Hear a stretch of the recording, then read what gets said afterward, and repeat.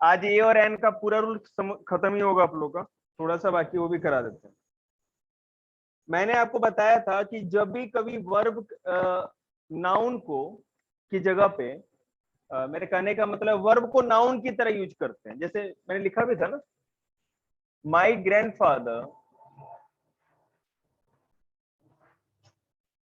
Grandfather has gone for a walk. देखिए, मेरे दादाजी टहलने के लिए जा चुके हैं, यही हुआ ना, दादाजी टहलने के लिए जा चुके हैं। आपको पता है जो मैंने सेंटेंस आप लोग को सब्जेक्ट वर्ब प्रेडिकेट में पढ़ाया था छोटे बच्चों को, तो सिखाया था, टेंस में भी सिखाया था कि सब्जेक्ट क्या होता है। इसमें सब्जेक्ट क्या होगा अनुप्रिया, खड़े होके बता दो। कितनी अच्छी गुड़िया है, बहुत अच्छा। ये हो गया सब्जेक्ट। तो बेटा एक ऑब्जेक्ट भी तो होगा। ऑब्जेक्ट तुम बताओ क्या क्या होगा इसमें? वॉक होगा ना, बहुत बढ़िया। यहाँ वॉक एक ऑब्जेक्ट है, और ऑब्जेक्ट की जगह पे तो हम लोग नाउन ही लिखते हैं ना, लेकिन वॉक का मतलब क्या होता है? वॉक एक वर्ब ही तो है। टहलने के लिए इंग्लिश जो होती है, टहलने की इंग्लिश वो वॉक होती है। जैसे मैं आपको समझाऊं, ही वॉक्स, मतलब क्या हुआ? वह टहलता है। तो यहां पर तो वर्ब की तरह यूज कर रहे थे, यहां पर हम क्या कर रहे हैं? इसको एक नाउन की तरह या ऑब्जेक्ट की तरह यूज कर रहे हैं। तो जब कभी भी किसी सेंटेंस में किसी नाउन को, किसी वर्ब को नाउन की तरह यूज कर किया जाए, तो उसके पहले अ लगाना ही पड़ेगा। अगर आप नहीं लगाते, इसका मतलब अगर कहीं आप ये लिख करके आ जाए तो आप गए, अंडा मिलेगा। आप अगर ये लिखो, माई grandfather has gone for walk, खत्म, 0 नंबर। यहाँ ए नहीं लगाया ना आपने, इसका मतलब गलत हो गया, आपको ए लगाना ही पड़ेगा। ठीक है, देखिए मैं ये एक काम कर रहा हूं कि अब आर्टिकल को आज यही स्टॉप कर देता हूं, ठीक है? कल आर्टिकल पूरा कंप्लीट करा देंगे। आज कुछ आप लोग को राइटिंग सेक्शन का कुछ टिप्स देते हैं, जिस जो आप लोग को घर पे करना है, क्योंकि हर बच्चे को इंग्लिश बोलना लिखना पढ़ना भी तो आना चाहिए ना। उसके लिए कुछ टिप्स दे रहे हैं।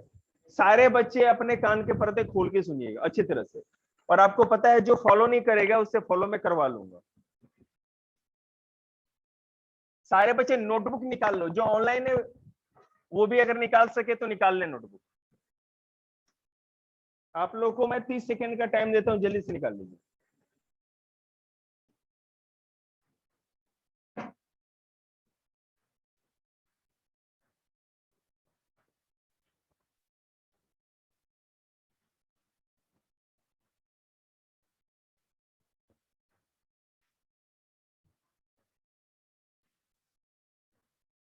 निकाल लिया आपने? मैं वैसे इसके स्क्रीनशॉट भी लेके दे दूंगा, बैठ जाओ। अगर नहीं नोटबुक लाई हो तो दूसरों के चेहरे को देखो और आराम से बैठो।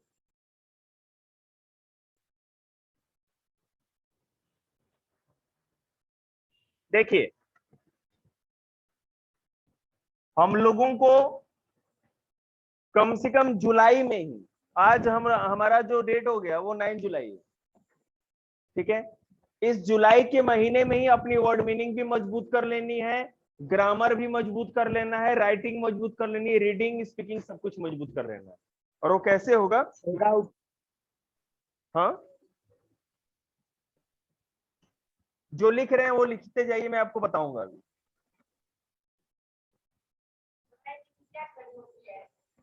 जो लिखी है मैंने, किसने लगा दिया? तो उसको बुद्धि पे मारो।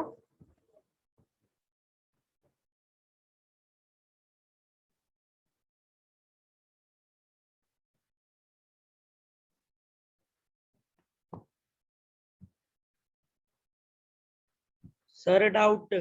हाँ बोलो ना। सर मेरी पीटीएम आ गई तो फिर मैं क्लास लीव कर दूं? हाँ बेटा कोई आयुष। दिक्कत नहीं, आपको वीडियो मिल जाएगी, कोई समस्या। Okay sir. ओके, देखो सर ये बेटा। ग्रुप पे सेंड कर देना। हाँ, बिल्कुल, ये सारी वीडियो ग्रुप पे जाएगी, कोई दिक्कत नहीं। Okay sir.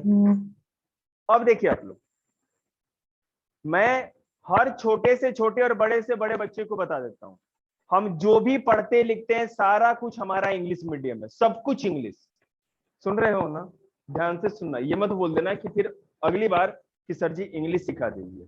जो कह रहे हैं वो हर दिन होके आना चाहिए। हम लोग क्या करेंगे कि अगर मान लो हम बुक उठा के पढ़ना स्टार्ट करते हैं, इंग्लिश में बुक आती है हमारी, बड़े बच्चे हैं एसएसटी की बुक उठा के पढ़ते हैं, रीडिंग कर लेते हैं, इंग्लिश की बुक है रीडिंग कर लेंगे, लेकिन बहुत बार समझ में नहीं आता। बहुत सारे बच्चों को समझ में आता भी है, मैं ऐसा नहीं कर रहा, लेकिन बहुत सारे बच्चे हैं जिनको समझ में नहीं आता है। समझ में आने का मतलब है कि 100% समझना, आधा अधूरा ज्ञान कोई ज्ञान नहीं है, ठीक है। राइटिंग लिखते हैं तब तो हो गया कल्याण, तब तो हमें कुछ आता ही नहीं है। कहेंगे कि भाई चलो ठीक है एक पेज लिख के दिखाइए, और मैंने चेक कर दिया तो हर जगह लाल रंग के निशान पड़े रहेंगे, ठीक है। ये तो छोटे बच्चों का तो मैं कहीं नहीं रहा, उनको तो किसी ने सिखाया नहीं है। मैं इन 4 घंटों में ही आपको सब कुछ सिखाऊंगा, और जो कह रहे हैं उसको आप लोग फॉलो करते जाइए। अपनी एक नोटबुक बना लीजिएगा इंग्लिश के लिए, रजिस्टर खरीद लो अच्छी वाली रजिस्टर जो कि इंग्लिश की होगी, जिसके पास है बहुत बढ़िया। अब वर्ड पावर के लिए हमको क्या करना चाहिए, हम क्या करते हैं वर्ड पावर के लिए। देखो पहले मैं आपको बता दूं, जो बच्चा जिस लेवल का है ना उसको उसी लेवल का सोचना चाहिए और करना चाहिए। मान लो कोई बच्चा पहली क्लास का है, क्या पहली को तो मैं पढ़ाता ही नहीं, फोर्थ से ही लेके चलता हूँ, थर्ड का है, फोर्थ का है, फिफ्थ का है और सिक्स्थ का भी है, ठीक है। छोटा बच्चा है, उसको अभी अच्छे तरह से रीडिंग वूडिंग कुछ भी नहीं आती, ठीक है ना। अब अगर उसको मैं एनसीईआरटी के वर्ड्स भी उठा के दे दूं, बड़े भारी भरकम वर्ड्स भी दे दूं, उसका क्या फायदा है, उसको तो कोई यूज ही नहीं है। वर्ड पावर कभी भी कोई भी बच्चा 9th का हो 10th का हो, कंपटीशन की बात मैं नहीं कर रहा और यहाँ है भी नहीं, जो भी बच्चे हैं जिस क्लास के हैं, ठीक है, वो अपनी बुक के अंदर से ही वो वर्ड्स कलेक्ट करें। अब देखो मैं आपको एक चीज समझाता हूं, ठीक है। और ये जो मैंने लास्ट वीडियो बनाई है ना, इसको मैं इंग्लिश गाइडेंस वीडियो करके वहां पे अपलोड कर दूंगा। आप अगर मान लो एसएसटी की बुक पढ़ते हैं, छोटे बच्चे की बात कर रहा हूं, साइंस की बुक आप रीड कर रहे हो या इंग्लिश की बुक रीड कर रहे हो जो लिटरेचर वाली होती है, स्टोरी वाली, ठीक है ना, तो एक नोटबुक बनाओ, उसको 3 पार्ट में बांट दो। मैं किस क्लास के बच्चे के बारे में कह रहा हूं, 4th से लेकर के 6th तक या 7th तक, ठीक है, या 4 से लेकर के 8 तक भी कर सकते।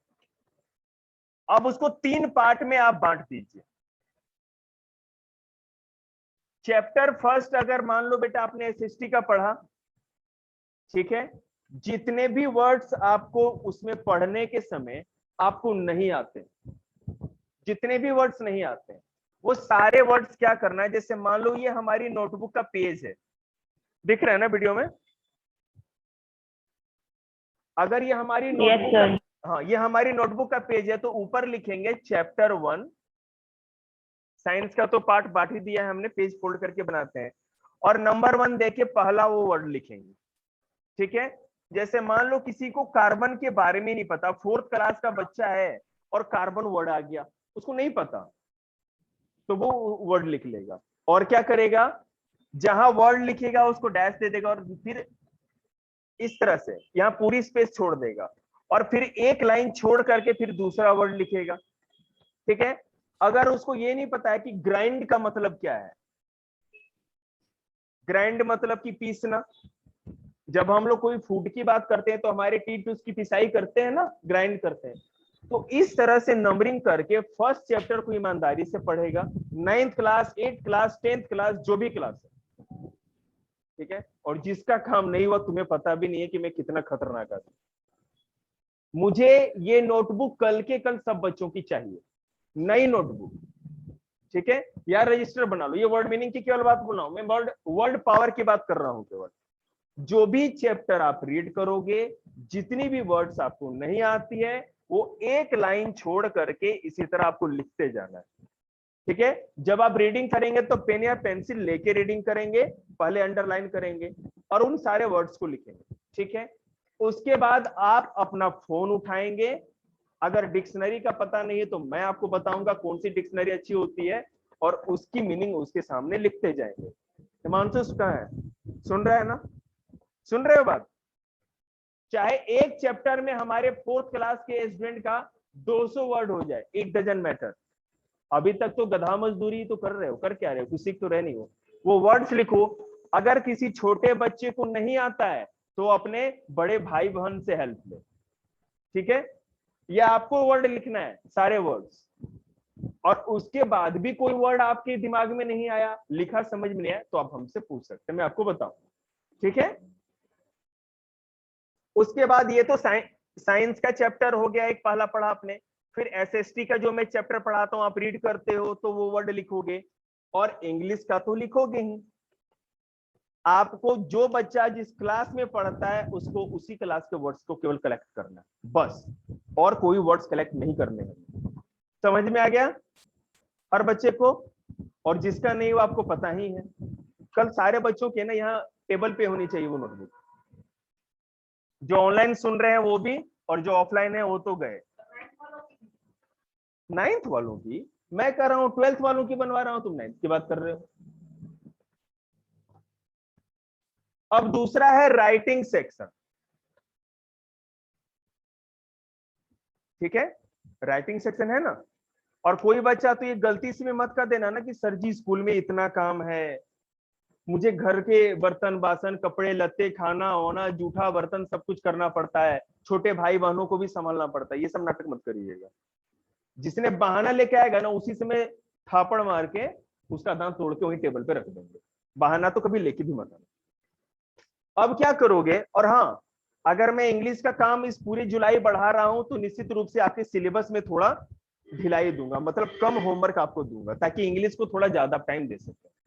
अब हर दिन आपको अगर राइटिंग लिखनी है तो सबसे पहली बात जो फर्स्ट क्लास से लेकर के 6th क्लास तक के बच्चे हैं, हर दिन एक पेज हिंदी और एक पेज इंग्लिश की राइटिंग लिखते हैं। और कोई भी बच्चा कर्सिव राइटिंग नहीं लिखेगा। ठीक है, और कर्सिव राइटिंग उसी शर्त पे लिखवाएंगे जब आप ऐसा लिख दो कि बहुत अच्छा हो, और नहीं तो मैं आपको सिखा दूंगा कि कैसी राइटिंग लिखनी। ठीक है, उसके बाद जो 7th क्लास से लेकर के 10th क्लास तक के बच्चे हैं, 7 से 10 तक, हर दिन हर बच्चे को ग्रुप पे एक टॉपिक मिल जाएगा। अब मैं उसमें धीरे धीरे आपको राइटिंग सेक्शन में सिखाऊंगा कि क्या क्या कराना है। जैसे मान लो कि किसी दिन मैंने लेटर दे दिया, किसी दिन डायरी एंट्री दे दी, ठीक है, किसी दिन पैराग्राफ दे दिया। ठीक है, राइटिंग सेक्शन में तो बहुत सारी चीज है। नोटिस राइटिंग दे सकता हूं किसी दिन ईमेल राइटिंग दे सकता हूं मैं। ठीक है, तो ईमेल राइटिंग भी होती है, कोई नहीं मैं सिखा दूंगा जिसको नहीं आता है। तो मैं राइटिंग सेक्शन का हर दिन, वैसे मैं ग्रुप पे तो 6th क्लास के भी भेज दूंगा, 6th क्लास के नीचे नहीं। ठीक है, लेकिन जिन बच्चों को 6th क्लास में अगर नहीं हो पाता है उनसे तो बेशक वो ना करेंगे। समझ में आया? लेकिन हर दिन अब जो 7th क्लास से लेकर के 10th क्लास के बच्चे हैं, राइटिंग सेक्शन का कोई एक टॉपिक देंगे जिसमें एक पेज आपको हर दिन इंग्लिश लिख के लाना है, यही आपकी राइटिंग है। तीसरी है स्पीकिंग। सर राइटिंग सेक्शन में पहले समझा भी देना कि मतलब ये कैसे लिखनी है, बिल्कुल और इसके हिसाब से मतलब कुछ पॉइंट। हाँ बिल्कुल निश्चिंत रहो। अब राइटिंग सेक्शन में जो भी मैं आपको कराऊंगा, मॉर्निंग में मैं 11th क्लास की जो बैच को पढ़ाता हूं तो वहां केवल राइटिंग सेक्शन ही पढ़ा रहा हूं, तो वो मैं वीडियो बना लूंगा और वो मैं अपलोड कर दूंगा, आप लोग उससे सीख सकते हैं। नहीं तो हर क्लास के बैच में ही 5 मिनट का टाइम लेकर के 10 मिनट का मैं उनको समझा दूंगा, तभी दूंगा। ठीक है, यस सर। हमें पूरे जुलाई में अभी लगभग 21 दिन है, 21 डेज है या 22 डेज, 21 डेज के अंदर अपने इंग्लिश को बिल्कुल अपने लेवल पे ले आना है।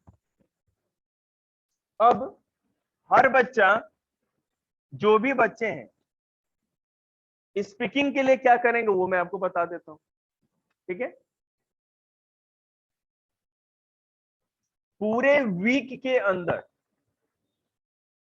1 वीक में, हर दिन, जैसे एक पतली सी नोटबुक नहीं आती 5 रुपए वाली, 7 रुपए वाली, डायलॉग राइटिंग बच्चों को करवाया था। हमारा पूरा स्पोकन डायलॉग राइटिंग से हो जाता है। बिना मतलब का हम लोग टेंशन पालते हैं, ये भी पढ़ लो, वो भी पढ़ लो, इतना पढ़ लो, उतना पढ़ लो, कोई जरूरत नहीं है। स्टार्टिंग के लिए हर बच्चा अगर डायलॉग राइटिंग से स्टार्ट करे तो इंग्लिश बोलना स्टार्ट कर दे। समझ रहे? ये डायलॉग राइटिंग जो है वो अगर आप करना स्टार्ट कर दें तो उससे आपकी स्पोकन स्टार्ट हो जाएगी। जैसे मैं आपको बता दूंगा अभी कैसे डायलॉग राइटिंग के ऊपर भाई बताता हूं, 2 मिनट रुक जाइए। सबसे बड़ी प्रॉब्लम क्या होती छोटे बच्चों में? हाँ बिल्कुल वैसे इन सबों ने बहुत लिखा था, पराजिकता पढ़ती तो वही बहुत ज्यादा लिख के लाती थी। लेकिन हमें क्या करना है, बैलेंस लेकर के चलना है, एक ही चीज पे ज्यादा फोकस नहीं करना। बात समझ रहे हैं ना? डायलॉग राइटिंग लिखेंगे तो 15 सेंटेंस लिखेंगे, क्योंकि एक बार क्या है ना, बच्चा नोटबुक भर के ले आया, दूसरे दिन पता चला कि 2 लाइन भी नहीं। तुम तो गए, अब तुम्हारा क्या होगा जनक? तो अंडरस्टैंडिंग में क्या होता है कि अगर बच्चे को बुक रीड करनी भी आ रही है लेकिन समझनी नहीं आ रही, ये लिखा क्या है सर जी, इसकी मीनिंग कैसे निकालूं, होता है ना दिक्कत, बहुत बच्चे को होता है। तो आपके गुरुजी कहेंगे अभी इसी चीज के लिए आप लोग बहुत छोटे हो, जैसे जैसे आगे क्लास में जाओगे ना तो भोले बाबा आप पर है ना कुछ स्पेशल टॉनिक पिला देंगे, आपको सीख जाओगे। आदमी बड़ा हो जाता है, बाबा के दर्शन होते ही नहीं। कहा बाबा कहाँ मिलने वाला है? अब मान लो आपके टीचर ने सिखाया नहीं तो बाबा थोड़ी सिखाएंगे। फिर बाबा के इंतजार में है ना आप बीए कर जाते हो, बीएससी कर जाते हो, और इसी तरह गाड़ी बढ़ती जाती है। लेकिन आज खुद सोचिए ना कि आज 5th क्लास का बच्चा भी जो है उसको भी पूरी इंग्लिश अंडरस्टैंड होनी चाहिए, समझ में आना चाहिए उसको इंग्लिश। अगर नहीं आ रहा है इसका मतलब वो गधा है। अभी हमारे 6th क्लास के बैच है, देखिए बुरा मत मानिएगा, जो जैसा है ना है उसको तो बताना पड़ेगा। अगर मैं रीडिंग कराऊं, किसी को रीडिंग नहीं आती, कोई रीडिंग कर लेता है, याद कर लेता है तो लिख नहीं पाता, लिख लेता है तो पढ़ नहीं पाता, और सब कुछ हो जाता है तो समझ नहीं पाता। इसका मतलब कितना ज्यादा प्रॉब्लम है। ठीक है, हमको उस प्रॉब्लम पे काम करना है। उस प्रॉब्लम पे कैसे काम करेंगे वो भी मैं आपको बता दूं। तो छोटे बच्चों को वर्ड पावर के लिए पता है क्या करना है, वर्ड मीनिंग कलेक्ट करनी है। ठीक है, हाँ 3 पार्ट्स, अपनी नोटबुक को 3 पार्ट्स में बांट देना है। ठीक है, मैं है ना, हाँ बिल्कुल, अरे जुलाई भर तो करना है, मैं कहा करूं साल भर करना है, जुलाई भर तो करके देखो, उसके बाद का बाद में देखेंगे। जुलाई के महीने तक तो ये चीज फॉलो करेंगे ना, एक बार पटरी पे आ जाए उसके बाद गाड़ी दौड़ती रहेगी। राइटिंग के लिए मैं आपको, जो छोटे बच्चे हैं राइटिंग वाले, अभी केवल आप लोग राइटिंग लिखो, अगले हफ्ते में आप लोग को राइटिंग से बढ़ के भी कोई चीज कराऊंगा, जैसे थोड़े हल्के हल्के ट्रांसलेशन भी आप लोग को देता रहूंगा। राइटिंग सेक्शन तो आपको एक ही पेज का देंगे ना बड़े बच्चों का। हाँ 8 क्लास के राइटिंग सेक्शन में जो ग्रामर का टॉपिक होगा मैं उसी से राइटिंग सेक्शन दूंगा। 7th क्लास के ग्रामर की बुक में जो राइटिंग सेक्शन का टॉपिक होगा मैं उसी से उसको राइटिंग सेक्शन का चीज दूंगा समझा करके, आपके सिलेबस से बाहर नहीं दे रहा मैं। ठीक है, और 9th क्लास का भी सर? बेटा 9th 10th 11th 12th सबको, जिसके राइटिंग सेक्शन में जो टॉपिक होगा उसी से उसको दिया जाएगा। हर बच्चे को जो 7th क्लास से ऊपर है, 7th क्लास भी है उसमें इंक्लूड, फॉर्मल इनफॉर्मल लेटर किसी भी लेवल का उसको लिखना आना चाहिए, तुम बच गए। ठीक है, फॉर्मल और इनफॉर्मल लेटर, किसी भी तरह का फॉर्मल और इनफॉर्मल लेटर तो उसको आना ही आना चाहिए, नहीं आएगा मतलब वो जाएगा। ठीक है, अब देखिए सबसे बड़ी प्रॉब्लम है अंडरस्टैंडिंग, सबसे बड़ी प्रॉब्लम। आप बोलना तो नहीं चाहिए, इसको वीडियो म्यूट कर देते हैं, नहीं तो बोलेंगे कि बहुत बोलता है। Sir dialogue writing? हाँ डायलॉग राइटिंग बेटा दिक्कत यह है कि मैं ऑनलाइन तो बताना बड़ा मुश्किल है, आप लोग जैसे वीडियो में बताना तो बड़ा पॉसिबल नहीं है, जैसे आप यहाँ आ जाएंगे तभी मैं डायलॉग राइटिंग आप लोग को ग्रुप में, हर बच्चे के ग्रुप में आज बता दूंगा। अगर 7th क्लास की ग्रुप है तो 7th को बता ओके देंगे, सर। 9th की है तो 9th को बता देंगे। ठीक है, एक सेकेंड, अभी हिंदी ठीक करते हैं तुम्हारे, रुको। ओके, आज यहीं तक क्लास रखेंगे। बाय।